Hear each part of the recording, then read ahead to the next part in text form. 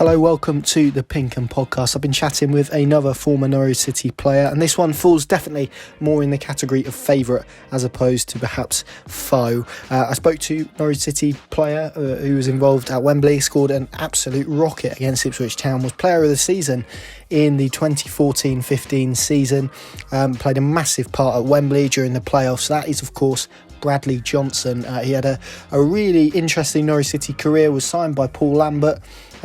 Really enjoyed playing under Chris Hughton, as you will hear from him in this episode, and also explains the reasoning behind his departure and how he saw that from his perspective as well. So a very interesting episode. We've packed a lot of seasons into an hour's worth of chat. Hopefully enjoy it. Hopefully it all comes out okay, because the line was a little bit dodgy, but I'm sure we've cleaned it up a little bit at this end. Enjoy, of course, as always, review, get in contact with us on social media as well. Great to hear from Bradley, and I think you'll enjoy this as well. You are obviously very well liked in this part of the world, as I'm sure you're aware. Was it over 150 odd games, 4 managers? How do you reflect on your time at Norwich City overall? I'd say the most enjoyable of my career. Obviously, getting a chance. Everybody is to play in the Premier League. Every young footballer is to play in the Premier League. And I got a chance to do that with Norwich. And, Paul Lambert signed me when got promoted to the Premier League. And I joined a great team. I remember playing against them in League One for Leeds, and just seeing the togetherness of the team. And to get promoted from League One to the Championship, and then to the Championship to the Premier League in success the season, just goes to show the character and the team that they had there. So I was delighted to join it. And just one of, as you just touched on there, Norwich will always be.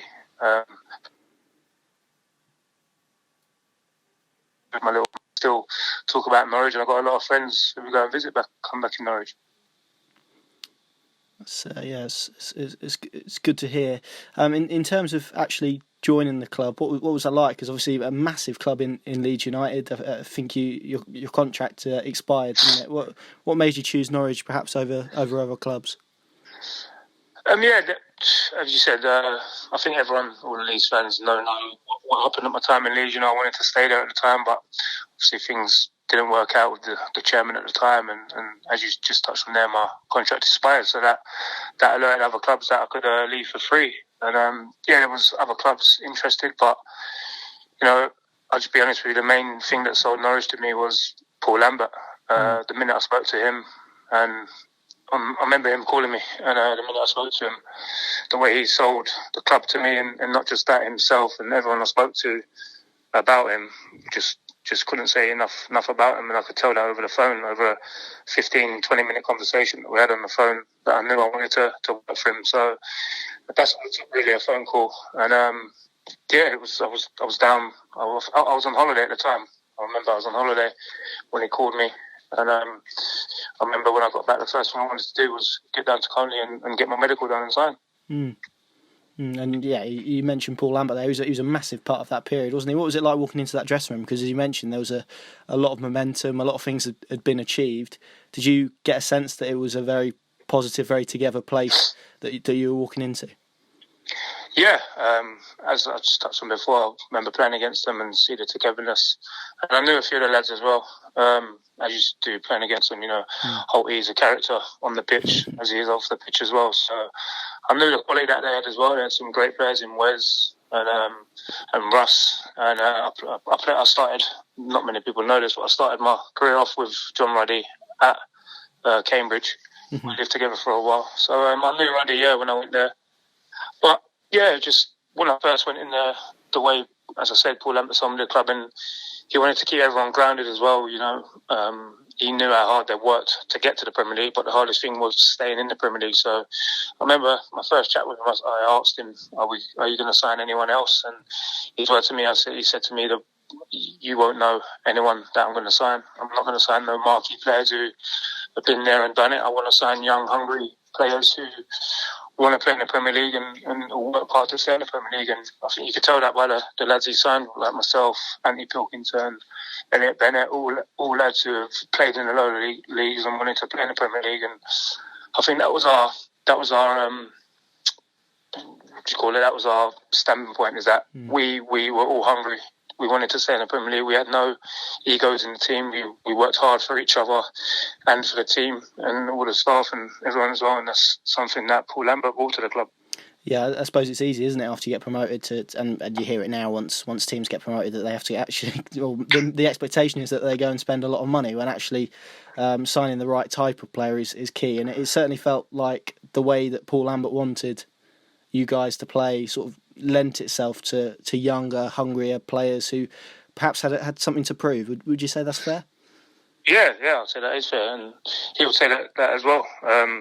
As I just said, the lads that we did sign, all of us were hungry, as the lads that he had there already. They know how hard they've worked to get from League One into the Championship, and then from the Championship to the Premier League.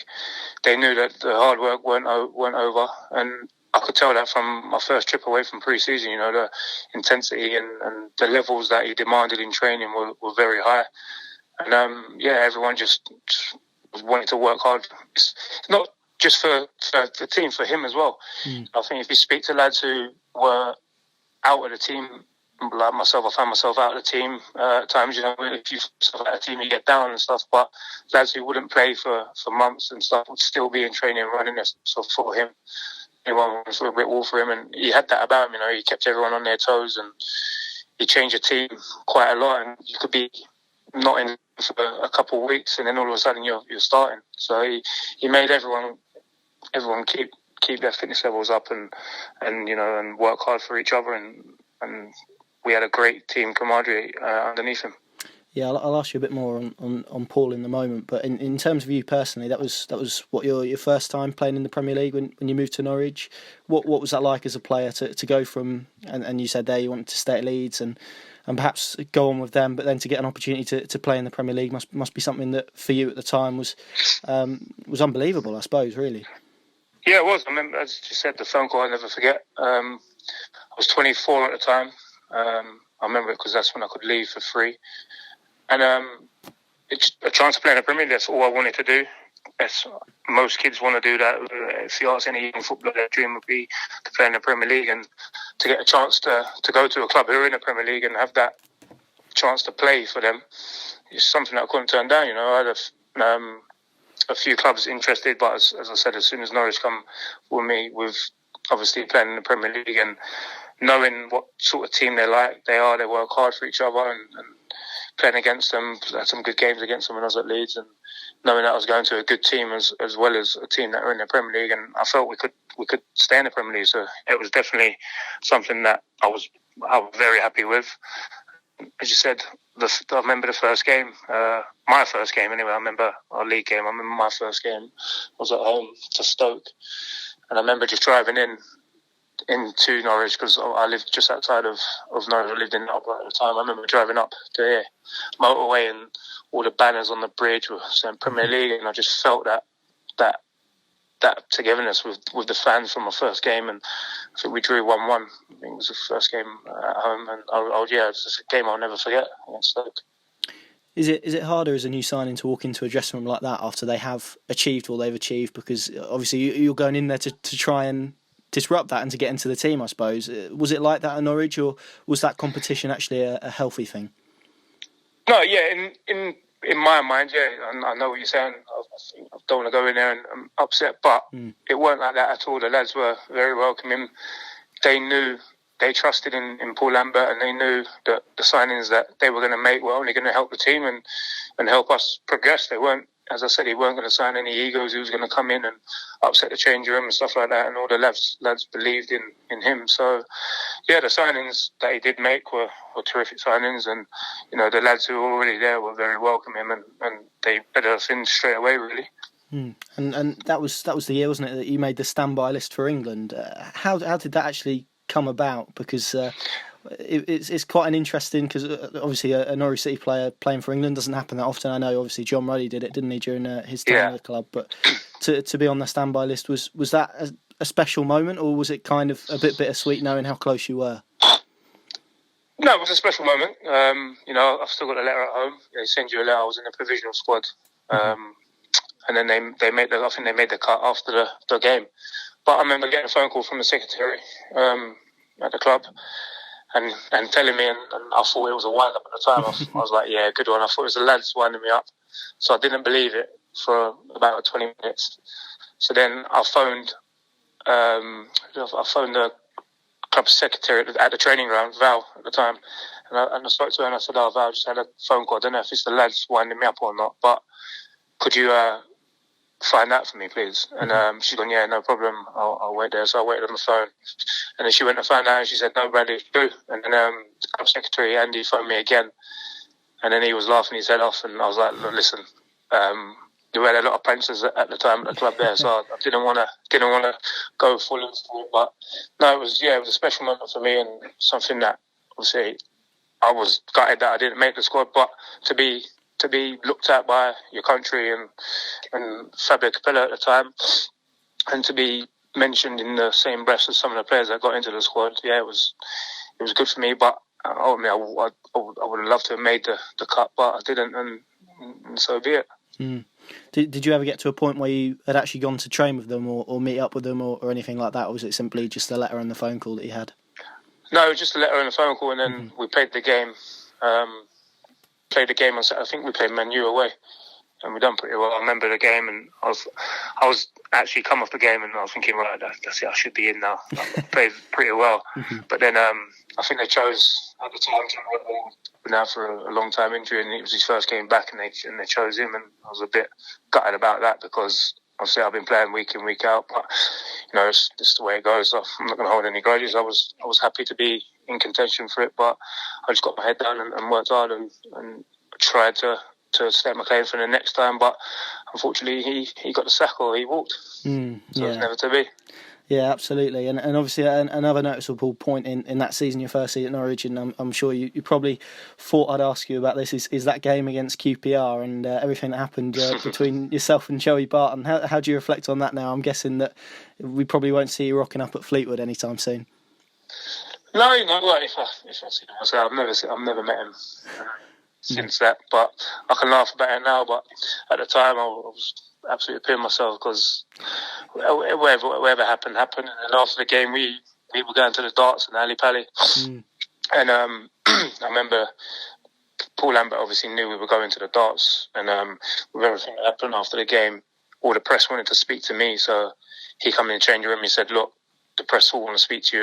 You're not going to speak to them. Just go and enjoy your night and don't do anything stupid like that. So I didn't speak to the press after the game. He sort of protected me in that way.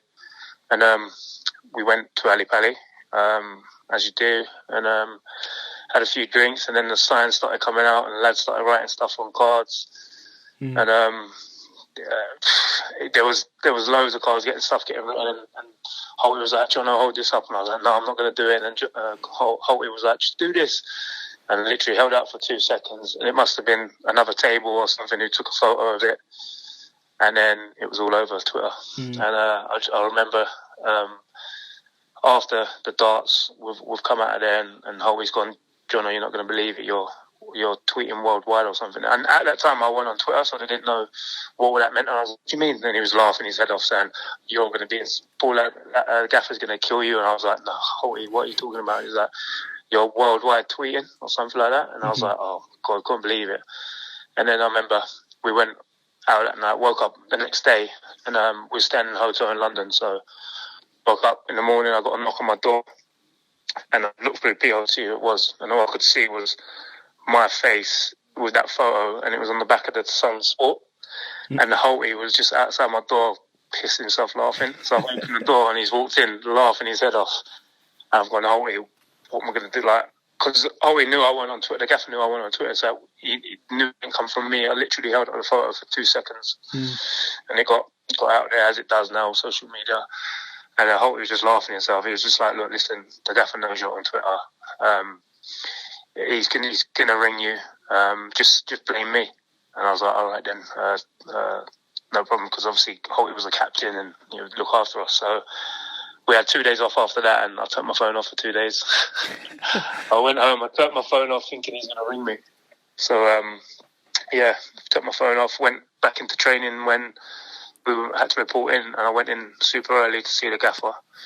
And I walked in there, and at the time, he didn't know nothing about it because he was up in Scotland and they don't get the papers. So it was a bit of relief for me when he didn't know nothing about it. And then I told him about it, and he saw the funny side for it. He got Holty in, and Holty just said to me, "Yeah, look, Gaffer, it was the lads. He's not on Twitter, nothing like that." So he was sort of laughing, but then on that same breath, he was like, "I've got to go out and bloody say something to the press now." And we were just laughing about it. But yeah, it was a night that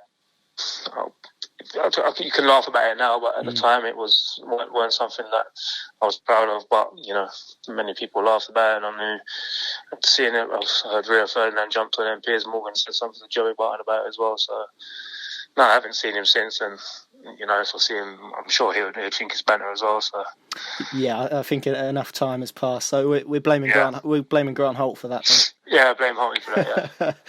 Yeah, fine with me. Let's talk about Paul Lambert then. And you've spoken a little bit about the impact he had on that squad. What was it like when he did eventually leave? Hello, can you hear me? Okay. Hello. Hello. Hello. Hello, can you hear me? Yeah, I can hear you. Yeah, perfect. Sorry, don't know what happened there. Let's speak. You mentioned Paul Lambert a little bit. Let's speak about him then in terms of. I mean, you've touched upon his sort of influence on the squad. What was it like when he did eventually depart at the end of that season? Because that was a dressing room that he'd built, and a lot of the lads were. You said it there, playing for him and putting in a lot of work for him. What was that like the day he departed? I can imagine there was probably a few disappointed people in that dressing room. Yeah, every single one of us. As I just touched on before, he had that about him where, I've been at clubs before when managers leave and, the lads who ain't playing are sort of happy because they get another chance now. But I can say to you now, every single player there who was playing and who weren't playing, staff members, people working the canteen, everyone at the training ground at the club, everyone was gutted. What he'd done for the club in the short amount of time that he was there, and the way the football he played was good football, attractive football, and scored a lot of goals. We had some good results on him. I think for us, when we found out that he was leaving, everyone was gutted. Everyone was gutted. And are you surprised at how perhaps his career has gone since leaving Norwich? Because for whatever reason, he's not been able to replicate quite what he did at Carrow Road, has he? Yeah, I know. Yeah, I am. But again, when I've seen him and when I played against him a few times now, he's still.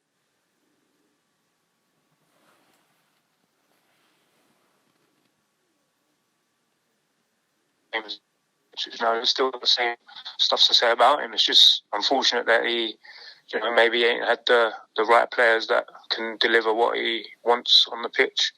He went to Aston Villa and had some great players. And we just touched on again there, he liked change rooms to be together, and I don't know what it was like at Villa or Ipswich or Wolves, wherever he's been. But there might have been, a little ego thing at the clubs that, they weren't buying into what he wanted to do because, the way he wants you training and playing is very intense, and, it works for you. If you buy into it, come Saturday, it becomes easy for you. And maybe a few players weren't buying into that. But I speak to the lads at Blackburn, because obviously I'm at Blackburn now, and he was there, and they all got the same to say about him as well. They loved him. They loved his time here. He's just been unfortunate. I think at the clubs he's been at maybe weren't the right time, or didn't have the right players, or I don't know, owners or stuff like that. You never know in football. But yeah, it's a shame to see him not really a big top club, because he deserves it. He's a top manager. So, but you never know what can happen in football. He's still got a lot of time. Yeah, exactly that. And were you surprised, obviously knowing his character, knowing what he's like, that he did end up at Ipswich Town? Because obviously with his Norwich connections, I think there were a few supporters that perhaps did a little bit of a double take when they saw that news. Yeah, I was surprised.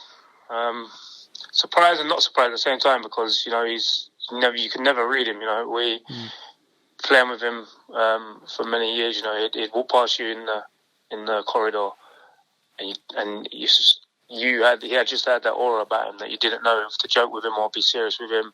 So yeah, I was surprised when he done it, but then he's a footballing man, and you can't turn down. At the end of the day, it's work for him. I don't think he really looked at it as, it's a rival job, I'm not going to take it. He might have been, you never know, he might have been desperate situation to take a job, and you can never hold grudges. But yeah, I was surprised that he took it. But then in the same breath, not surprising because he loves a challenge, and Ipswich were, as you say, in the dumps at the time, so he loves a challenge, and he wanted to go there and take on that challenge.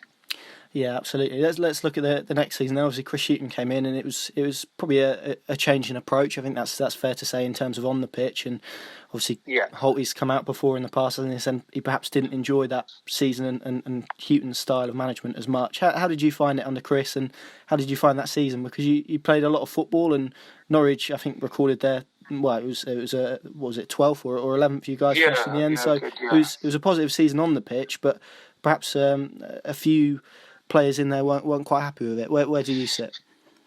Yeah, no, I've said I was happy. I think I only missed one game in that season on the issue and West Ham away. He was good to me. I think a lot of the lads who obviously remember I'd only been there Lambert, so just got used to his style of play. The lads have probably been there longer than me and knew how he wanted to play. And yeah, Chris Hughton did come in with a different style of play that he wanted to play. It wasn't very, as a strikers or wingers would call it, attacking. But for me, in the midfield, I just had to still do my job. So it was no different for me playing in both systems.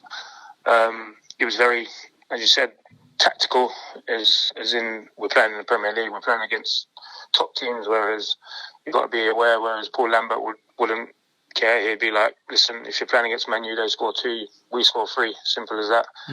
But it was different approaches, and as you said, you get managers with different ideas and different philosophies, and Chris Hughton come in and wanted to play his way, and as you said, people weren't happy.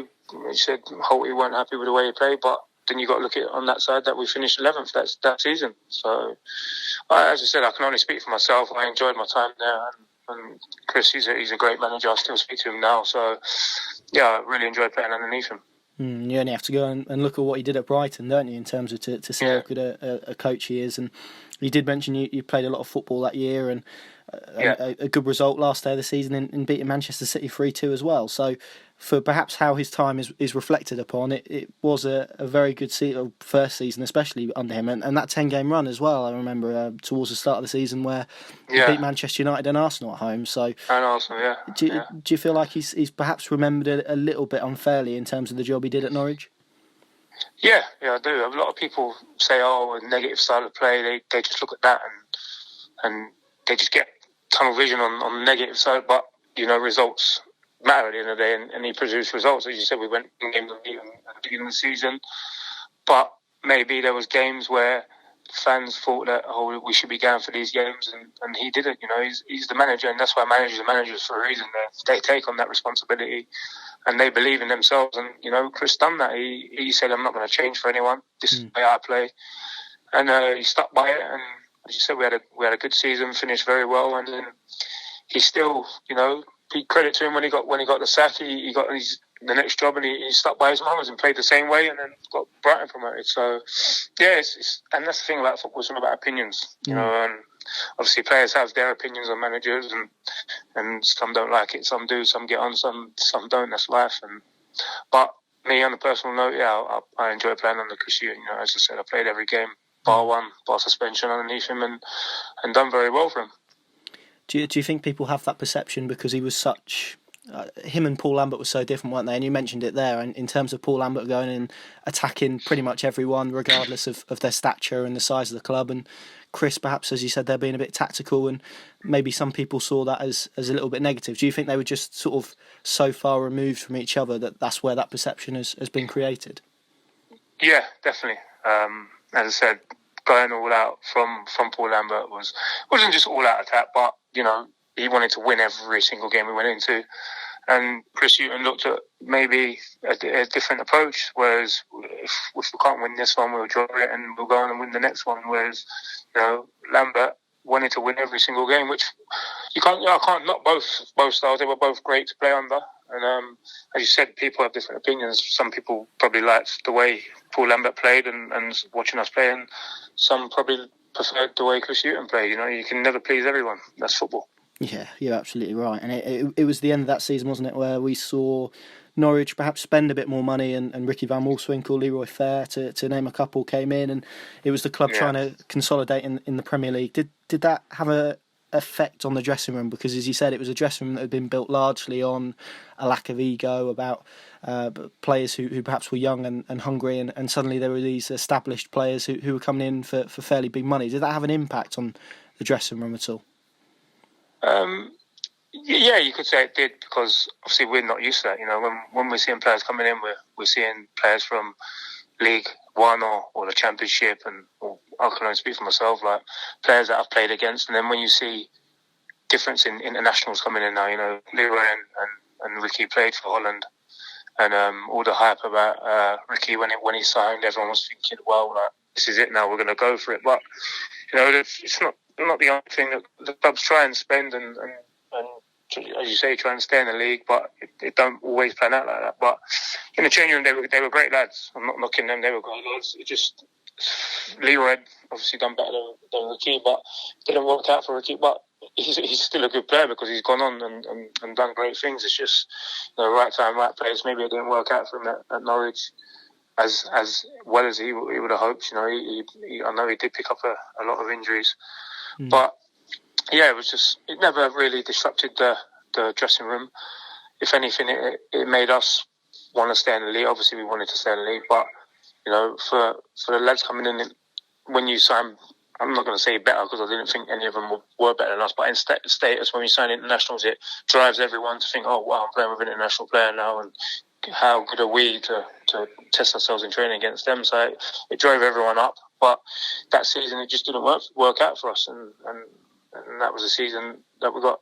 Was it that season we got relegated? Yeah, it was. Yeah, it was. Yeah. So it just didn't work out for that season. Do you think the increased expectation around those sort of signings, both for you as a player, but equally for people perhaps viewing the club externally? You'd been in the Premier League for 2 years. It was viewed as the time where Norwich were going to go and establish themselves. Do you think that expectation almost had a negative effect on both you as a player, but equally the supporters as well? Yeah, you could say, because everyone made a big, I remember in pre-season, I think if you Sky Sports done a thing of how much clubs have spent, and Norwich were up there. And obviously when clubs spend big, you want performances and results straight away, which is fair. But as I said, it's football, and it didn't work out for them.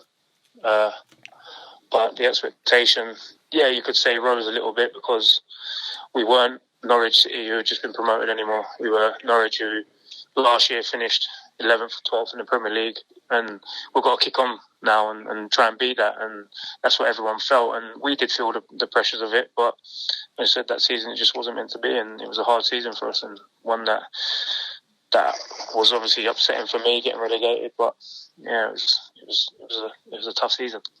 How do you reflect on that season? What, from your perspective, went wrong? What was the main reason that you guys, as a group and as a squad, did end up back in the Championship? Just, I mean, the easy thing is we wasn't good enough. There's always things that people say, oh yeah, we signed this player and they weren't good enough and they played a lot more than others. But we still had that togetherness. Just wasn't working out for us on the pitch. I think Premier League every year gets stronger and stronger. We obviously got stronger with the additions we made to the team, but we wasn't good enough. And you can always say that the last 5 games we had that year didn't go for us. I remember our last fixtures was shocking. I remember when I think we beat Sunderland at home, I thought, well, that's it now, we're safe. But then Sunderland went on and I think they beat Chelsea. Who else did they beat that? Yeah, and it just wasn't meant to be. And it was a tough season to take, very tough. And it was a tough time for Neil Adams as well, wasn't it? Because he was propelled into the manager's job really after Chris left, and he got those 5 games, didn't he? I think it was Fulham, Chelsea, Arsenal, Liverpool, and I can't remember who the last one was, but it was certainly a tough run, wasn't it, at that time? And for a guy who had never had a full-time manager's job, that was quite a challenge to walk into, wasn't it? Oh, very, very much so. Yeah, and the thing about him, obviously, everyone knew. The lads who had been there long enough knew who he was, and he called on us to get around the lads as well. He called them like the likes of me, Russ, Ruddy, to help him as much as he wanted to help us. It weren't easy for him stepping in, but he wanted to do it, and fair play to him with the result. With the fixtures that you had on the table, I don't think anyone would have stepped in at that moment in time to come and try and help us. But he done it. Him, Nev, done it and done it to their best ability. And we still put in some good performances underneath them. I remember the Liverpool home game, we were unlucky to lose that. But yeah, when that happens and he come in, I think it was too late by then anyway. I think we knew we had to pull off a miracle. Well, we did have to, because Sunderland pulled one off themselves and kept themselves safe. Yeah, I think you're right. And again, it was a difference in approach, wasn't it? From he wanted to play quite exciting, expansive football. That's certainly what we saw from him in the Championship in the early part of it. And it was a radical change again from what you guys have been used to under Chris. Yeah, it was. As I said before, managers, they got different types of styles of playing. And he come in, he just wanted to get that feel good factor back. He wanted to get everyone's confidence up, because when you're in a relegation battle and you're losing games, you lose another, you don't know when you're going to get your next win. So he come in and said, look, listen lads, got 5 games left, just go out there and enjoy it, and whatever will happen. If we get relegated, we do. If we stay up, then brilliant. But he just wanted to bring that confidence back and get everyone smiling again and enjoy being around the place, and get rid of the doom and gloom of, we're going to get relegated, because he knew in the back of his mind that the squad we had, if we went down to the Championship, we're more than capable enough of getting out of it. And he just said that now. At the time when we got relegated, listen, the only thing we can do now is bounce back and concentrate on next year in the Championship. And if we keep this squad together, we've got a great chance. And that's what we've done. We lost a few players, but most of the core squad who wanted to be at the club stayed and got us promoted. Yeah, absolutely. And you mentioned there about the different managers. How difficult is it as a player when you have to constantly adapt to different styles and different ways of playing, and different things asked of you as well? Is that something that's quite difficult? Yeah, it is. But then, as a footballer yourself, once you go over that white line and the whistle blows, it's a game of 2 hours really.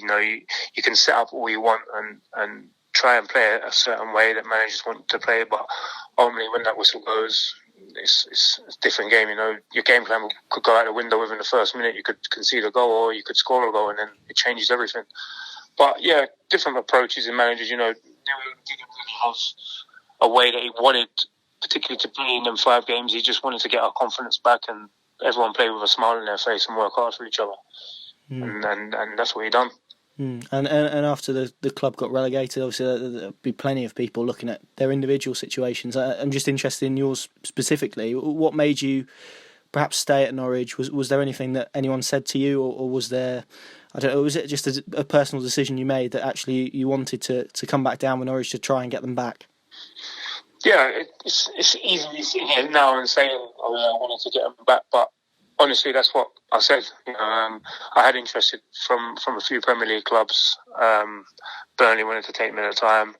And, I was comfortable at Norwich. I just had my first child there. I was close to my family, and I really enjoyed my time there at Norwich, and I wanted to stay there. And I spoke to Ross and Muddy about it, and they said the same thing. He said, look, we can go down not in history, but we can go down and be some good players and be remembered at this club if we go down and get back up in the first season, have a good season and get back up. So something I wanted to do, and I wanted to stay, and Russ and Ruddy and everyone else and Wes wanted to do the same thing. So for me, it weren't a question of leaving. Personally, I wanted to stay, and maybe I could have left, maybe I couldn't. The club could have rejected everything. But I wasn't going to kick up any trees and say I want to leave just because we got relegated. I knew how good the team was and how good the club is, and they're a Premier League club. So I wanted to, as you said, be part of the club that gets back to the Premier League rather than jumping ship and leaving when things got bad. Yeah, I think you definitely made the right decision when you look at that season. What was it, 14-15? You won Player of the Season. You scored a lot of goals as well. How does that rank in terms of seasons in your career? That must be right up there with one of the best personally that you've had. Oh, the best, yeah. Without doubt, yeah, the best. it was a surreal season because obviously I started the season and then I was out of the team for a bit come Christmas period, and then obviously when Alex Neil come in, he put me back in the team and put me left midfield. I've played there a few times for Leeds, so I knew the sort of roles that I wanted me to play. But he just said, look, get on the back post, tuck in and be that maybe third midfielder for us and let us get up and down and left. He said, I know you're not an out-and-out winger who's going to beat the full-back with pace and cross the ball. But we had that with Redders on the right-hand side, who was our out-and-out winger. And, he knew that if he beats his man and he crossed the ball, he had me, Cam Jerome, Hoops or Lewis Gubbin in the box. And out of them four, I think we'd all fancy ourselves beating anyone in the year. And it worked for me, yeah. I enjoyed that. That season was it is the best season I've had in my career. To score 15 goals from midfield, and you just said to pick up the Player of the Year, Players Player of the Year and Supporters Player of the Year. Yeah, it was a great season. And to top it off, getting promoted at Wembley. Absolutely, and before we talk about that day at Wembley, I think we've got to talk about that goal against Ipswich. I've actually seen a few clips of it this morning, given that it was 4,000 days since Ipswich last beat Norwich. How good a feeling for you was that? Because that was some strike. Yeah, it was one of them. As soon as it got cut back and rolled, as soon as I hit it, I knew it was going in. But yeah, I scored some good goals that season. But obviously, that's the one everyone will remember, to do it against your local rivals and to beat them as well. It was a great goal, and a goal that I'd never forget as well. I always see it on the internet and stuff, and I'd never ever forget that goal. Yeah, it was a special goal. Does it get better every time you watch it? Is it one of those? Yeah, it is. Yeah. I remember watching it. I've watched it. I couldn't tell you how many times I've watched it. But yeah, it's just one of them things. If ever I'm sitting with anyone who ain't watched it, I'm like, I think I scored a goal in this game. Have a look at this goal. And then they see it and they're like, wow, yeah, it wasn't a goal. Absolutely, yeah, it was some strike, and this was the years that Alex Neil came in, and you guys had a lot of momentum in the back end of the season. Got yourself comfortably in the playoffs. We're probably unlucky not to get automatically promoted, actually, with the momentum you had. I think everyone who speaks about that playoff run, and obviously the two semi-finals against Ipswich and Wembley as well, speaks about the confidence you guys had and perhaps how calm it was in the dressing room, that you had the capability and the ability to beat particularly Ipswich over two legs, but also by the time you got to Wembley. Yeah, and that's something that Alex Neil brought. He treated every single game as it was just a game. I'll go forward to Wembley. When we went to Wembley, it was just another away game for us. We prepared exactly how we would prepare if we were playing Millwall away, going to the hotel and done exactly the same. But no, he come in with that calmness about us, and we had a lot of experience in the squad as well. Myself, Ross, Ruddy, Wes, Witts, Cam Jerome.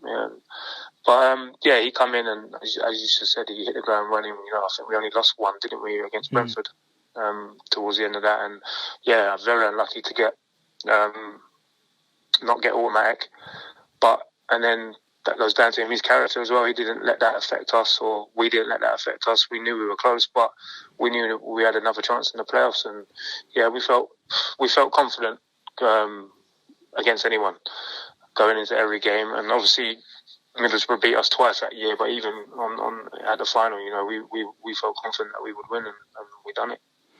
Yeah, just on them semi-finals again against Ipswich Town, and I remember that atmosphere at Carrow Road, probably one of the best I've heard in terms of that day.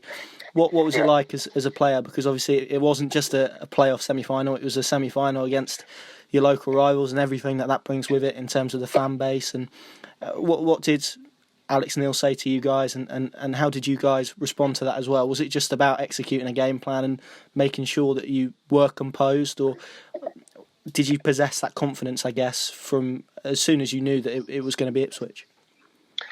Yeah, no, it was the same really from him. It was just a game. Our game plan was we knew our first leg was at their place, and basically the game plan was don't lose at their place, and we know we'll win at our place, and that was it.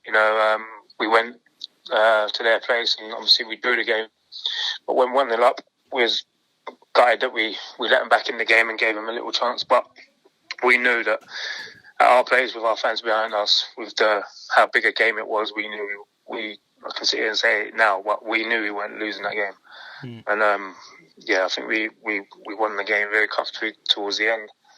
And it was a great feeling for us. The fans coming on the pitch after celebrating with us, but we knew we had one more big job to do, and we knew with the fans behind us and the confidence we had going into that game. We felt that we could beat anyone. And that obviously set up that game at Wembley. And for a player, I don't know, was that the first time you played at Wembley, or had you played there before? No, I played there before with Leeds. Yeah, so you probably had a bit more experience about it, but did you sense an excitement from the squad to play at Wembley? Or, again, I know you said about approaching it sort of one game at a time, but do you let yourself sort of be in the moment, I guess, and think about how big of an occasion it was and how big a stadium it was? I mean, it's a day that goes down in Norwich City history. The gig, I've been there before, and the occasion does get to you. But, in all fairness, credit to Alex Neil and the staff we had. We done our preparations before the game, way before the game. We went down there a week before, so if the lads who hadn't played there before could get used to the stadium, we walked around the stadium, went on the pitch and stuff like that. We'd done that a few days before, I think maybe a week before the final. Went to the stadium, went in our changing room that we were going to be in, so we could get used to the surroundings and stuff like that. And obviously for the experienced lads like myself and a few others who had played there before, to tell the young lads, like, this is what's going to happen, this is where you come out and stuff like that, give them reassurance. So on the day, it wasn't like a shock to them. They knew what was going to happen. They knew everything. So we went down there, done that as a team, and then we just come back to Canaries, trained as normal, and then, as I said, prepared for the game as a normal away game, and went there. And I remember, obviously, we stayed right on the stadium. We stayed at Hughton Hotel, which was literally a stone throw away from the stadium. So we were there the night before. We knew that on the day of the game that Middlesbrough had some problems getting to the game. So we'd done all our preparation, whereas they probably didn't. Yeah, absolutely. I think preparation's key, isn't it, for any game like that? And I think when you look at the performance and you look at how composed it was, I think there's probably a lot of fans that would. And to be fair, there's plenty of players that have spoken about it as well in terms of how good that preparation was and how right Alex Neil got it that day. Yeah, he got it spot on. We went out 10 minutes before our normal scheduled warm-up that we do to go out, and he said, everyone, go and see your family, go and wave to them, go and find out where they're sitting, which you do. Every player who comes out when you play at a stadium, you always look for your friends or your family. So we went out 10 minutes before our normal warm-up. So we went out 10 minutes before, spotted our family, waved to them, seen our kids, giving them a hug, kisses and stuff, whatever. Seen them for 10 minutes, and then he knew after that, that was it. You've seen your family now. It's game on. You warm up. You do your normal stuff, normal stretches, go in, get your pads on, get your final bits done, and then go out, and then it's game on. And whereas, before I go back now, before we're go ready to go out, warming up in the change room, I had to go and hand in the team sheets, and he's come back in, and we're thinking, that was quick. He's like, Middlesbrough, they're not even here yet. And we were like, really? He's like, yeah, they're stuck in traffic. They're miles away. Police had to go out and get them. So he come back in, told the manager. The manager told us, he's like, they're not even here yet. So he used that to G us up as well. He said, they're big time. They think they're going to win. So he used that against them. So it's like, they're not even here yet. I remember, so when we did go out, that 10 minutes before, I remember seeing their manager and their captain running in, still in their suits, to hand in the team sheet as we were going out. So, for them, preparation, it was a bit rushed. So we had gone out, warmed up. By the time we had finished our warm-up, I think they were just going out for their warm-up. And then we come back in, done our final bits. The manager said his speech, reminded us that again. And the thing that I'll never forget as well is Seb Basson. He got everyone up in the changing room. Before we went out, after the manager spoke, after the manager speaks, you normally get up and go out. After the manager spoke, Seb got up and went, well, lads, get in a circle, everyone. Right, so all the staff, everyone who was in the training, get in a circle. So we all got in a circle, all locking arms, and he's in the middle, and he's like, I want to say a prayer. And he said a prayer for everyone. And, it was one of the... It was weird. I'm talking about it now. I'm getting tingles down my spine. It's choking me out. I've never, ever experienced that in the changing room before, but it was one of the most motivational speeches and prayers that I've ever heard. G'd us up right for that game, and he said the prayer. We all shouted and stuff after, and we walked out. And then I remember walking on the red carpet. We have to shake hands with the people before the game. So we're all stood there now. I don't know if you can look back on the video, or when you do, we're all stood there. But bearing in mind, before this, we've already seen our families, so we're not even concentrating on them no more. It was for us now. It was game time, so we're standing there shaking the people's hands and then just concentrating on the game. But then if you look over to Middlesbrough, because they'd come there late, they hadn't seen their family. They're all waving at their family and not concentrating and stuff. Them little things get into people's heads, like psychology. So we knew that we thought they're not ready for this. So if we come out fast, we can catch them. And, it's easy sitting here saying it now because that's what happened. But, them things do run in your mind. And the manager, he's very big on the mental side of games. He'd get you G'd up for every single game. Before a game, under Alex Neil, it's like you're going to war. You get you shouting and screaming in the changing room, but it works for him and it works for us. And maybe on that day that their preparations weren't as good as ours, and that first half was probably one of the best 45 minutes we've played all season, and the game was done in the first half. Yeah, absolutely. I remember that second goal in particular was actually a really good goal, wasn't it, in terms of the passing move, and I think there probably would have been about 15 to 20 touches before Nathan Redmond put that into the net. In terms of that performance for you personally, I remember you hit the bar, didn't you, fairly early on in that game. How do you reflect on that game as a whole? Is it for you personally? I mean, I'm guessing that it's probably right at the top of your career. Yeah, without doubt, to win at Wembley, and knowing the prize at the end of it was getting promoted back to the Premier League. It's definitely one of the biggest games and the best games I've been involved in my career. But as you just said before, the way the game went as well, I think it was it 5 minutes or maybe 10 minutes into the game when I hit the crossbar, it bounced off, and then they've picked it up and then they've run up our pitch, they've hit the crossbar. It was one of the games where I'm thinking, wow. And Wembley, the pitch is so big. I remember thinking, wow, this is like, as soon as they hit the bar and we got the ball, I think it went out for a throw-in. And then you hear the fans, the roar of the fans, you think, wow, this is a game now. But, we kept ourselves composed, and, Cam got the first goal. And then, I think the second goal you just talked about there was a great team goal. I think everyone in the team, apart from the defenders, I say defenders, I don't class in that team, our fullbacks weren't defenders, they was more like attackers.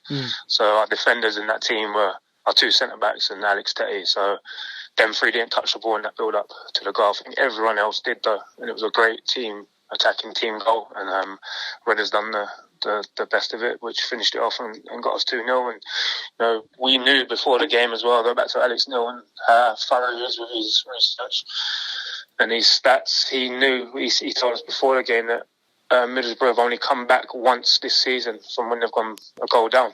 So he knew that if we went to go up, it was very important for us. And we spoke about that before the game, getting the first goal. They've never come back all season from a game, and we knew they were very strong defensively. So we knew if Middlesbrough get the first goal, they'll just sit back and defend. But he said they've never ever come back they've only come back once that season from going the goal down. So we knew that. So when we scored the first goal, you could tell them getting nervous a bit. And then when that second goal went in, they just deflated. And I know I keep on saying it's easy sitting here and saying it now, but when that second goal went in, we knew we had another 70 or 60 odd minutes to play, but it felt that we'd won the game by then because they were so deflated. And you would be, because I think the goals come in within 5 minutes of each other, didn't they? The two goals. So they just looked so deflated, and it was a great half for us. And what were the celebrations like? Obviously lifting the trophy at Wembley, but equally in front of 40-odd thousand Norwich City fans in one half, and equally afterwards as well. I can imagine the celebrations went long into the night. Yeah, they were very good. But then, when you go off in the playoffs, obviously we celebrate that night, but then most of the lads were on holiday the next day because you don't get that much time off because your season extends for another month. So no, we celebrated as a team together. We went back to the hotel that we stayed in the night before, the Hughton, and went back there with all our families. And there was a lot of drinking going on, a lot of laughs and stuff. But then the next day everyone shut off and everyone was on holiday. But yeah, that night was a good night. You know, we went back there. All our families were there. Obviously, the trophy was there, so our family were taking pictures of the trophies and stuff like that. It was a really good night. You know, to see everyone, not just who was involved in the game, to see like staff members there who have been in the canteen, who have been at the stadium, the groundsmen, everyone was there and celebrating together. To see how much it meant to them as well. It was a great feeling and a great night. I'm interested to get your perspective on this, but obviously there wasn't a civic reception, was there? There was no open top bus parade or a day with the supporters. Did that disappoint you guys as players? Obviously, I know you had holidays and stuff like that, but was there an element that possibly the book wasn't really closed on the season because those celebrations were cut short, I guess? Yeah, without foul. You know, when I look at look back now and see the lads doing it last year. Yeah, for when you got promoted. No, this year, wasn't it? Yeah. This season. Yeah, it was something that I would have loved to do.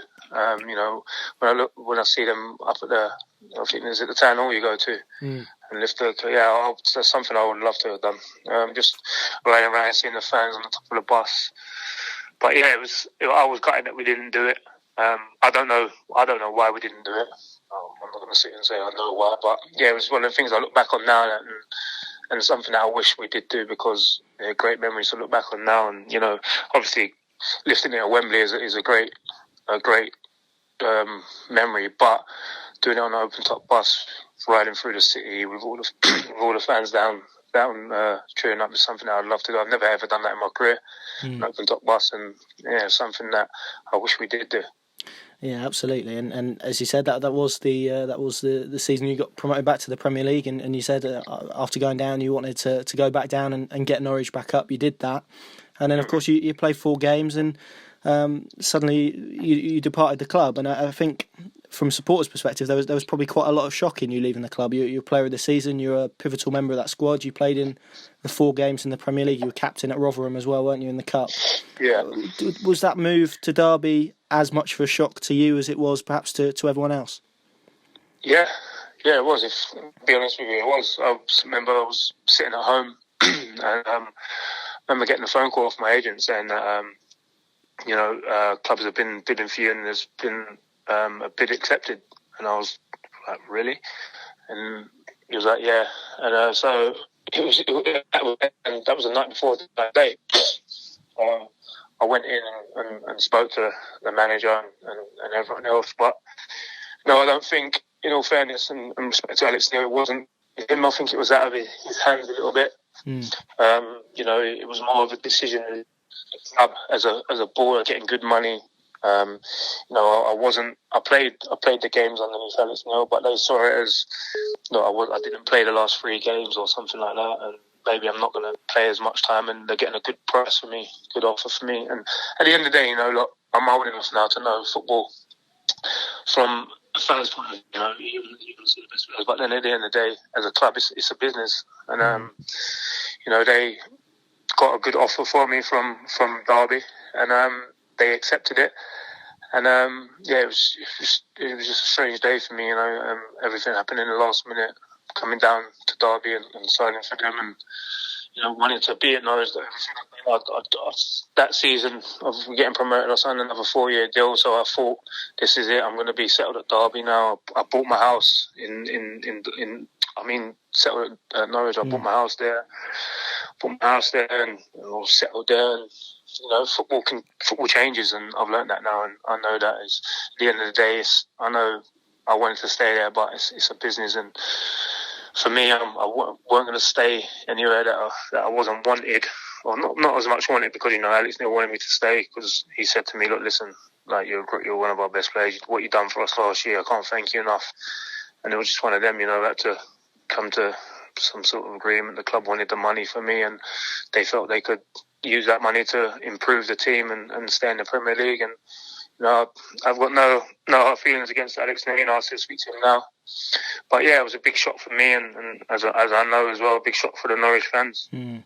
Is frustration the right word? Did you feel frustrated that perhaps you were being forced out of the club after everything you'd given to them? Yeah, but I was frustrated because, as I said there, I signed a 4-year deal that season. So, when you sign contracts like that, you start planning. And I was thinking, right, I'm planning now for that contract would have took me till I'm 32. It took me till I'm 32, which is now.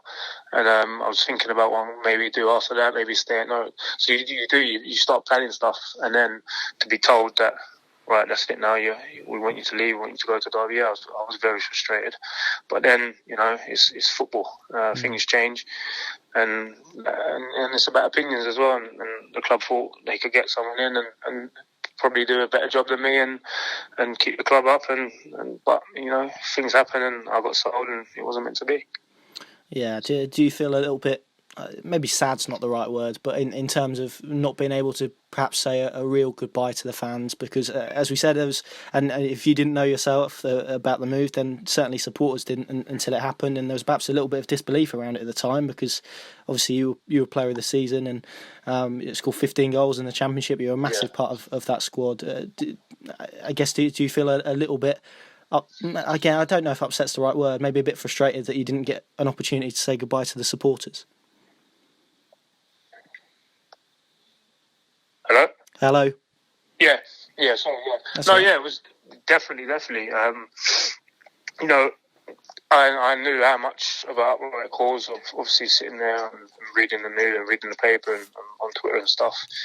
And it was hard for me. I wanted to come out and say my piece and say my goodbyes to the Norwich fan, because they said I was gutted myself that I had to leave, and all the lads were as well at that time. They were saying the exact same thing. But when I did play against Norwich at Derby, I'll never forget that day as well. Take away the goal that I scored against Norwich. The reception that I got in the stadium for the whole stadium to be singing your name, the away fans and then the Derby fans joining in.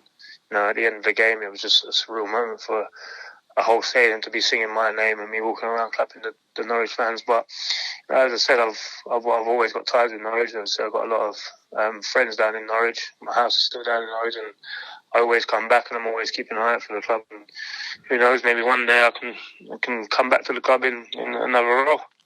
Absolutely, yeah. Are you planning on moving back down to Norfolk once your career is done, or have you not decided that yet? No, I've not decided that yet.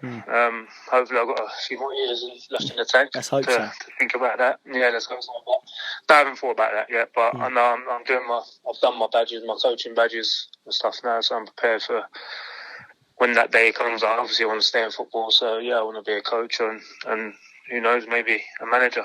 But yeah, I've done all my badging and stuff like that, so I know I want to stay in football. And as I said, you never know where it can take me. If I come back to Norwich and get a coaching role, I'll be happy to do that. Absolutely. I just want to ask you one final question, and it's about Alex Tettey. He's obviously still at the club. He was at the club throughout your time. What a legend. Well, there you go. You sort of anticipated my question, but what do you make of him? And he's obviously as important. He's just recently signed a new contract at Norwich, hasn't he? To take him, which will be 9 years at the club. That's some service, isn't it? He is an absolute legend, Tettey. I spoke to him yesterday, guys. I'll speak to him. Obviously, he's the only player, apart from young lad Todd Campbell. But Tettey is the only left there from my time, and I speak to him quite a lot. He's a funny guy. He's a great guy. Great guy. He'd bring laughter to any single person, and he's just so positive. And every time I speak to him now, I call him Mr. Norwich. So he's saved in my phone as Mr. Norwich. So yeah, he deserved everything he's got at the club, because he's been a great servant. And he goes. I think now the fans know how important he is to the team. I knew that from his first session with us. He got that calming effect about him, and he's done ever so well for the team. And yeah, he's a great guy. And still playing at Premier League level, isn't he? Which is incredible. Bradley, and he can still run the marathon. I think he probably could. Yeah. Yeah. Bradley, thank you very much. It's an absolute pleasure to speak to you. No problem. Anytime.